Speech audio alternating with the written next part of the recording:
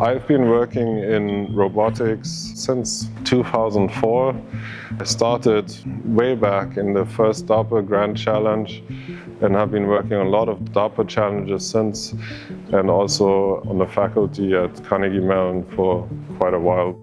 FieldAI has a very unique team, really top-notch researchers in addition to good engineering. Often you have one or the two, right? You just have a bunch of researchers doing some cool demos, or you have some really good engineers, but that good mix and really this continuing that know-how of field robotics in addition to bringing that together with the latest research has been like super exciting.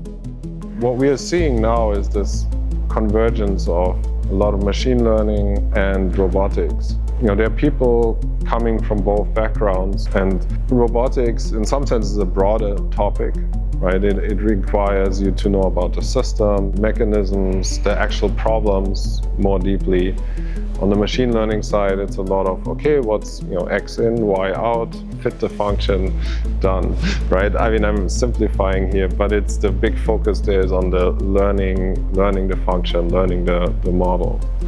But learning the model is really only a tiny part of an overall robotic system, right? It is an important part, but it's not the only part, and it's not the part that really makes the system work. Field robotics is really unique because you have a lot of uncertainty.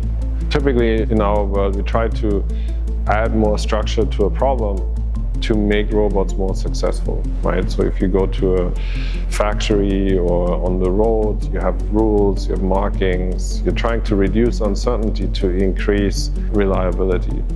In field robotics, often we cannot rely on these assumptions. So we have a lot of uncertainty and we need to be able to deal with that uncertainty to make robust systems. So once you have this uncertainty, you can also use that to actively gather more information and reduce your uncertainty, right? So sometimes that's called active perception, where you say, okay, if I have an uncertain region, if I can get a new sample there, that allows me to reduce my uncertainty. And again, you can do that for just moving the robot around a tiny bit to get a better estimate of your position, or it could be to explore an area that you've never seen to see, can I actually walk on that terrain or not? So I think right now there's a lot of focus on this local tabletop manipulation for autonomous systems.